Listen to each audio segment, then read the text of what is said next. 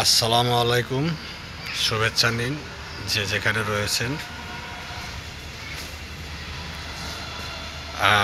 আমি এই মুহূর্তে রয়েছি হিন্দু ধর্মাবলম্বী বিশ্বাসীদের অন্যতম, সারা পৃথিবীর হিন্দু ধর্মাবলম্বীদের অন্যতম পবিত্র স্থান লাঙ্গলবন্দ শ্মশান ঘাটে। এটিও একটি ঘাট, আর এই যে শ্মশান চিতার দেখতে পাচ্ছেন। আমি বেশ আগে এসেছিলাম, তখন এগুলো আসলে এরকমভাবে গোছানো সাজসজ্জা আমি দেখিনি। এখানে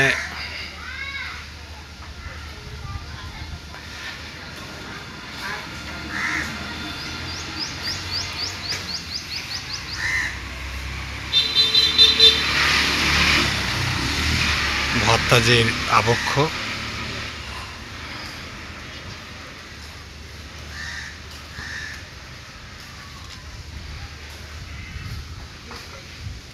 এটি একটি ঘাট। এই যে ভুট্টার খই বিক্রি করছে বিক্রেতা, ইনি এইমাত্র এখানে গোসল করে উঠলেন। আমি জিজ্ঞাসা করেছিলাম, ইনি অবশ্য মুসলিম ধর্মাবলম্বী।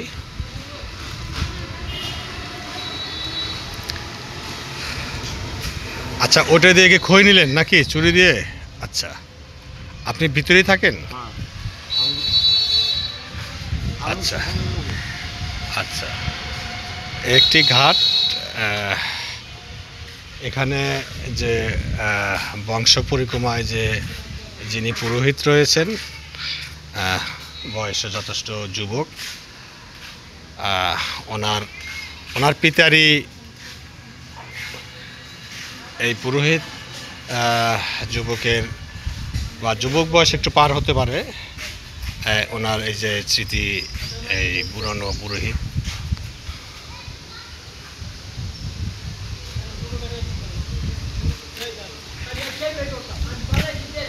মা আর এই যে যিনি মারা গিয়েছেন, ওনার সহধর্মিনী, তাদের পুরোহিত। আচ্ছা দাদা, আপনার বয়স কেমন? কত বলবো তো 47-48-এর মতন। আচ্ছা, মানে যুবকের উপরে, আমি তাহলে ধারণা ঠিকই করেছি। আচ্ছা, আপনার এখানে ঘাট কয়টা বললেন তাহলে? 14টা।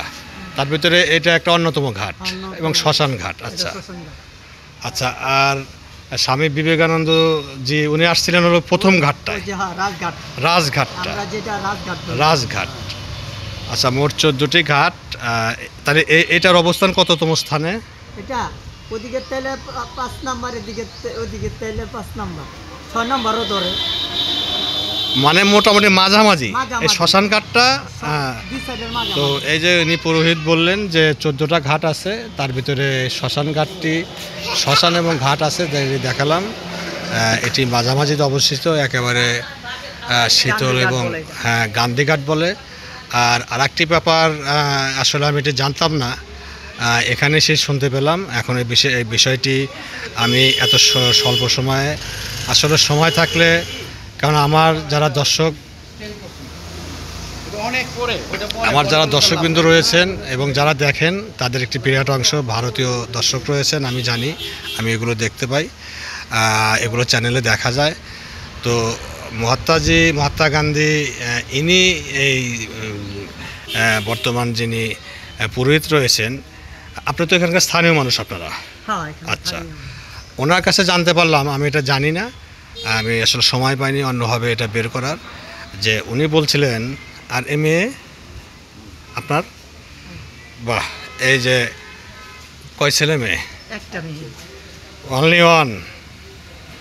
এই যে এই পুরোহিতের একমাত্র কন্যা, দেখে হাসি তো আম্মু, গুড। আচ্ছা, মেয়ে এবং বাবার হাসি একেবারেই সিমিলারিটি। আসলে মেয়ে সন্তানরা বাবার পায়। আসলে মেয়ে খুব আদরের একটি বিষয়। আমি ইসলাম ধর্মের, আমি মুসলমান হিসাবে জানি যে মেয়েদেরকে বলা হয় রহমত হিসাবে। নারী যে ঘরে জন্মগ্রহণ করে, যে ঘরে বিয়ে হয়ে যায়, যেখানে যায় মানে রহমত এবং সব কিছু নিয়ে আসে। এটি আসলে সত্যি কথা। তো তবে সম্ভবত 8-10 বছর আগেও হবে যে এখানে যে কিছু লোক মারা গিয়েছিল, সেটা কিভাবে গিয়েছিল? এটা ওই যে ওখানে এই যে রাজঘাটের লোক একটা ব্রিজ আছে না, ওখানে একটা ব্রিজ আছে আরেকটা, ওখানে মনে করেন কে বলছে বলে যে ওই ব্রিজ ভেঙে গেল হ্যাঁ, তখন থেকে লাগাই দিছে, কিন্তু ব্রিজ কিন্তু ভাঙে না। মানে এটা একটা হুজুগ, বাঙালি একটা হুজুগে মানে হুজুগে তোলার কারণে আসলে কেউ আর দেখেনি যে বিষয়টা কি হয়েছে। হ্যাঁ, আচ্ছা আসেন। তখন কতজন লোক মারা গিয়েছিল? 10 জন। আচ্ছা, এটা কি ব্রহ্মপুত্র নদ? আচ্ছা, তার মানে এই ব্রহ্মপুত্র নদ যেটি আচ্ছা, তার মানে এই ব্রহ্মপুত্র নদটি অর্থাৎ চীনের তিব্বতের মানস সরোবর থেকে চীনের তিব্বতের ভিতর হয়ে ভারতের বিভিন্ন অঙ্গরাজ্য হয়ে বাংলাদেশের সম্ভবত এটি বাংলাদেশের চিলমারির ওদিকে প্রবেশ করেছে। তো সেখান থেকে এটি ব্রহ্মপুত্র নাম হয়ে এসেছে এবং বাহাদুরাবাদ ফুলছড়ি ঘাট থেকে এটি যমুনা হয়ে এটি আবার গোয়ালন্দ ঘাট পর্যন্ত যমুনা। আসলে যমুনা নদী ছিল। এই যে এখানে দেখতে পাচ্ছেন ক্ষীণকায় ব্রহ্মপুত্র নদী। আসলে এই নদী এটি ছিল মেইন নদী, কিন্তু এটি সম্ভবত 1800 শতাব্দীর পরে একটি ভূমিকম্প হয়। ভূমিকম্প হওয়ার পরে প্রাকৃতিকভাবে অনেক কিছুই পরিবর্তন হওয়ার কারণে তখন এই ব্রহ্মপুত্র নদীর স্রোতধারা প্রবাহিত হতে থাকে যমুনা দিয়ে। আর তখন থেকে এই ব্রহ্মপুত্র নদীটি ক্ষীণ হয়ে যমুনা নদীটি প্রবল হয়ে যায়। আর আমরা তো জানি যে ভারতের থেকে সম্ভবত 54টি নদী পানি নিয়ে আসে বাংলাদেশে। তার ভিতরে যমুনা নদী হয়ে 60% পানি প্রবাহিত হয়ে আসে।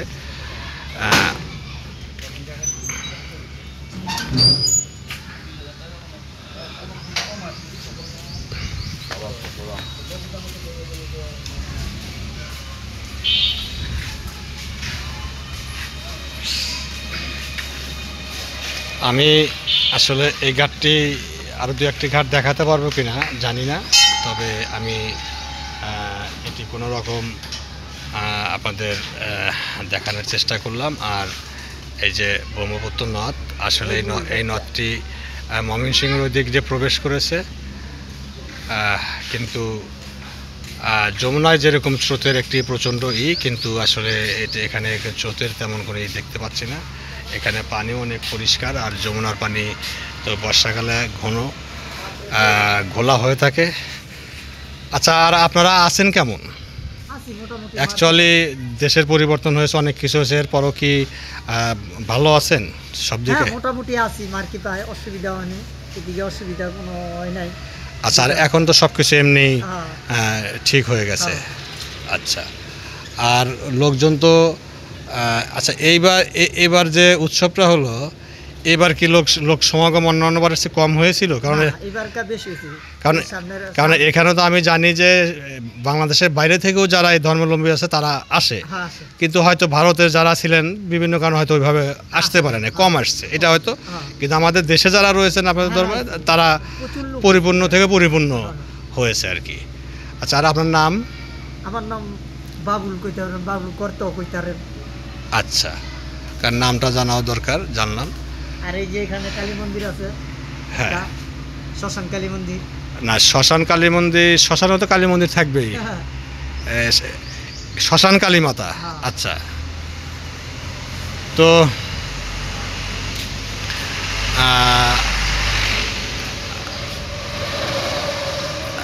আর আরেকটি বিষয় যে এর পাশেই রয়েছে সোনারগাঁ, ঐতিহ্যের ইসাক 12 বিহাদের সোনারগাঁ, আর তার পাশেই রয়েছে বারোদিতে লোকনাথ ব্রহ্মচারীর আশ্রম। দেখি আমি যদি সময়, এখন যদিও 4:45 মতো বাজে, আজকে 3 জুলাই 2025। দেখি যদি ওদিকে যেতে পারি তাহলে হয়তো যাব। তো দেখি রাজঘাট অন্তত দেখে আমি আপনাদের দেখাতে পারি কিনা, আমি ওদিকে যাচ্ছি। আচ্ছা, আরেকটি বিষয় যে কথাটা এর আগে বলেছিলাম যে আসলে আমি এটি সত্য মিথ্যা যাচাই করে দেখার আমি জানি না, তবে এখানে যিনি ঠাকুরমশাই রয়েছেন প্রায় 50-এর কাছাকাছি বয়স ওনার, তো উনি বললেন আসলে এটি একটা পিড়ে চমকানোর মতো বিষয়, আসলে আমি জানতাম না। উনি বললেন যে এই মহাত্মাজির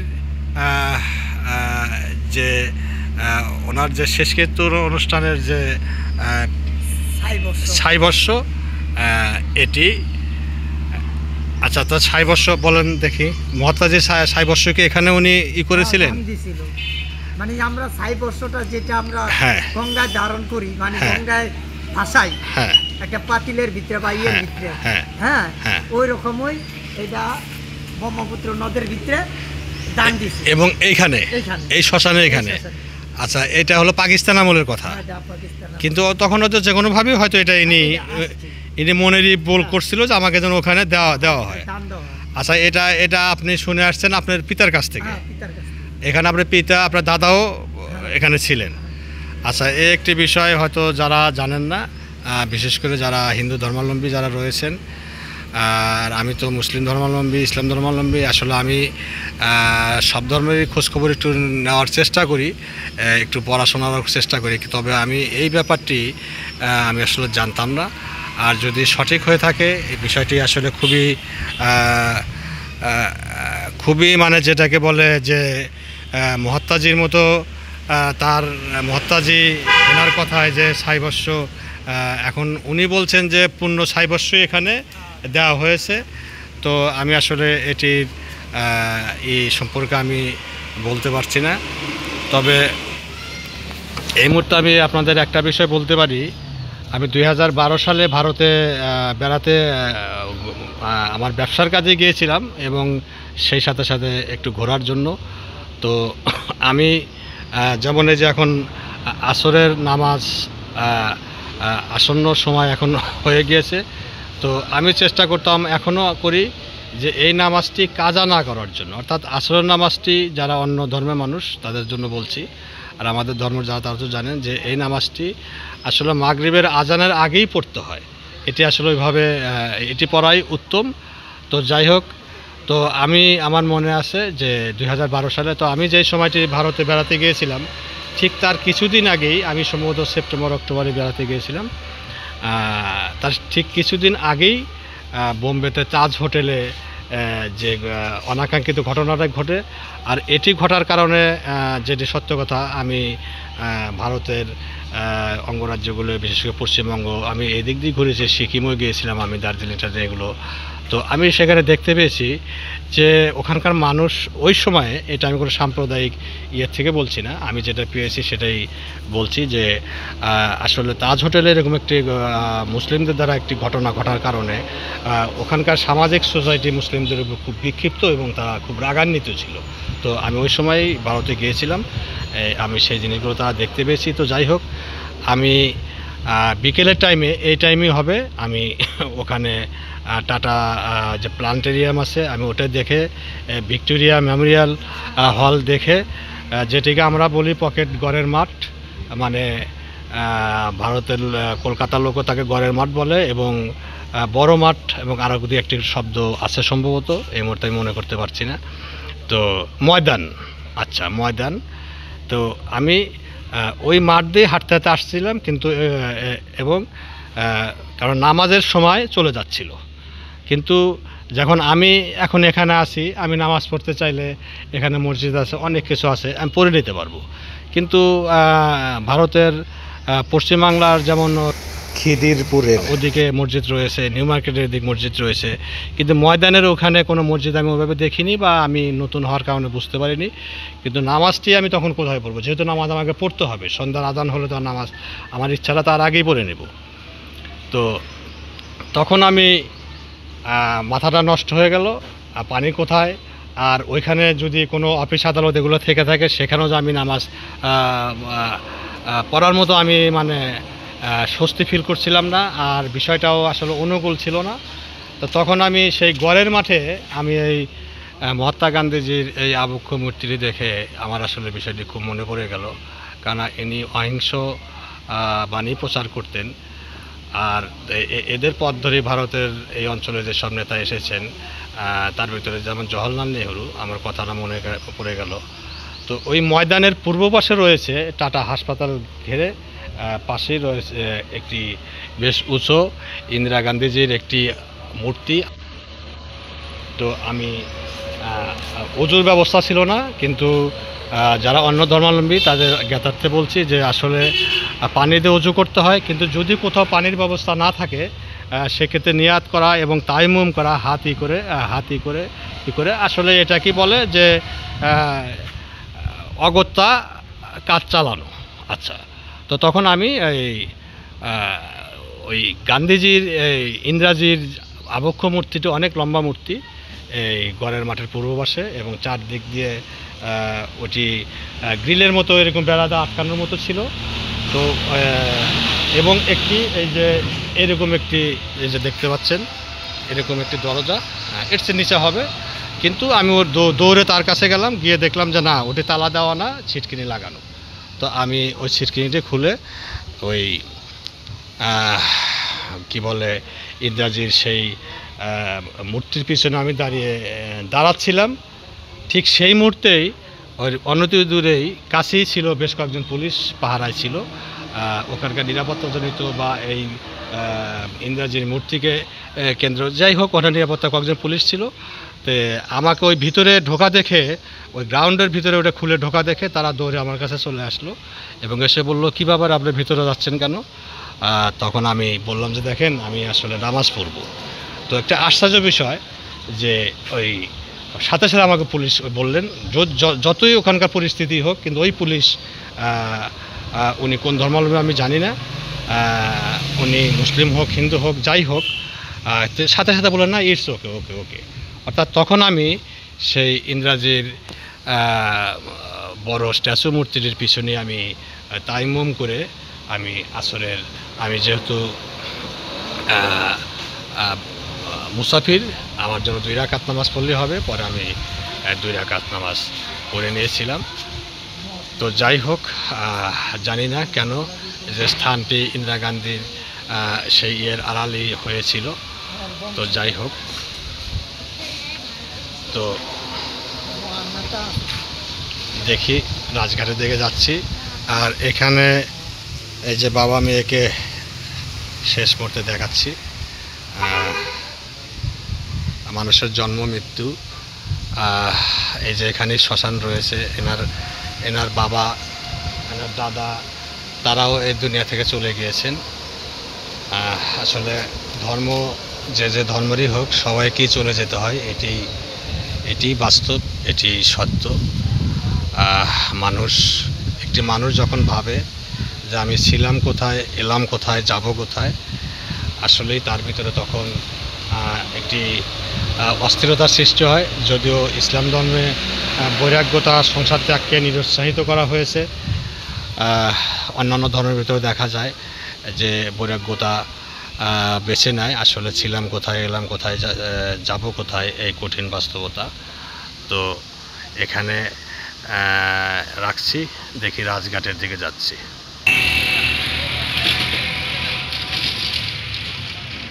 এই শ্মশানের পাশেই এই যে খোলাভাবে দেখাচ্ছি বর্ষার প্রস্তুতি নৌকা, ছোট ছোট, আর ওই যে ঢাকা চিটাগাং হাইওয়ে, যেটি প্রথমেই ধারণ করা হয়েছে। এটি উত্তরমুখী, আর এই যে ব্রহ্মপুত্র নদী, বলা যায় মরা ব্রহ্মপুত্র, এটি শুষ্ক মৌসুমে কচুরিপানায় পরিপূর্ণ থাকে, দেখা যায় ওরকমই অনেকটা, আমি এর আগে দেখেছি। তো দেখি রাজঘাটের দিকে যাচ্ছি।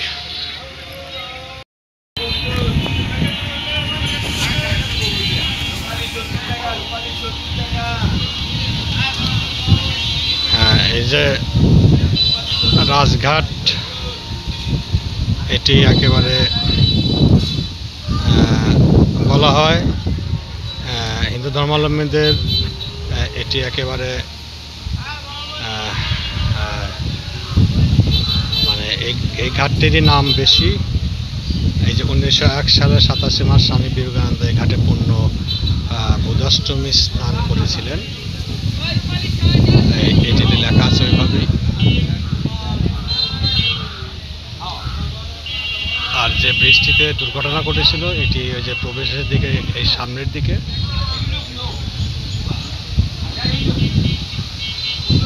এটি প্রথম ঘাট বলা যায়, তবে ওদিকে আর একটি নতুন ঘাট, মানে এদিকে এর আগে আর একটি নতুন ঘাট করা হচ্ছে না। পুরান ঘাট এটাই প্রথম ঘাট বলা যায়, কিন্তু আর একটা ঘাট করতেছে, 14টা ঘাট নাকি আছে, আরও ঘাট আছে এদিকে। আচ্ছা, কিন্তু এটা হলো পুরানা ঘাট। ও, এটা মেইন ঘাট। আচ্ছা,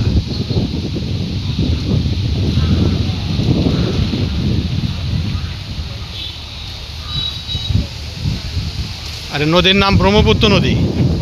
এটা কি মরা ব্রহ্মপুত্র বলে? মরা ব্রহ্মপুত্র বলে, কিন্তু আগে তো প্রবল ছিল, কিন্তু এখন আর অত প্রবল না। আচ্ছা, না কিন্তু এটা কি শুষ্ক শীতের দিনে কি লাইটার টাইটার এগুলা চলে? বালকেট না, তখন তো কচুরি বানায় পরিপূর্ণ থাকে না, এর আগে দেখছিলাম। আচ্ছা, এই হলো রাজঘাট।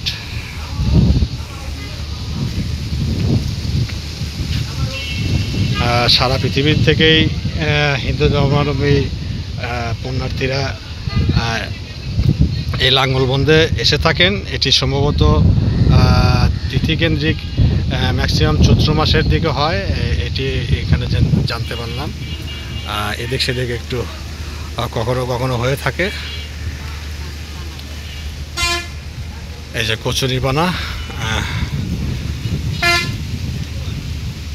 বাতাস এবং স্রোত যেদিকে থাকে সেদিকে এসে চলে যায়।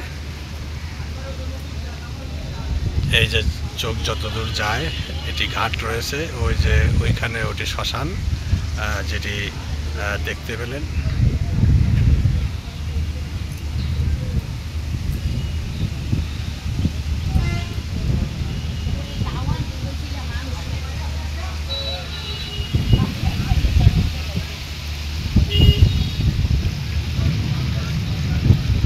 তো আমি শেখ মোহাম্মদ রেজানুল হক সেনা, আমাদের গুণের কুঠি চ্যানেল বাংলায় গুণের কুঠি লেখে, অথবা অলমোস্ট ফেলিংয়ে পাঠ ইংরেজিতে লেখে, আর ইউটিউবে ইংরেজিতে গুণের কুঠি লেখে। আপনারা ফলো, লাইক, সাবস্ক্রাইব করুন, এগিয়ে যাওয়ার জন্য সহযোগিতা করুন। এখনকার মতো নারায়ণগঞ্জ জেলার লাঙ্গলবন্দ হতে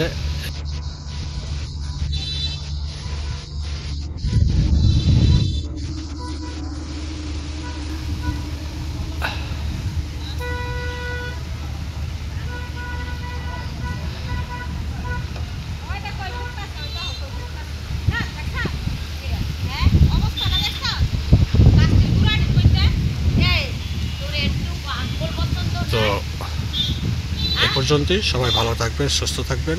আল্লাহ হাফেজ।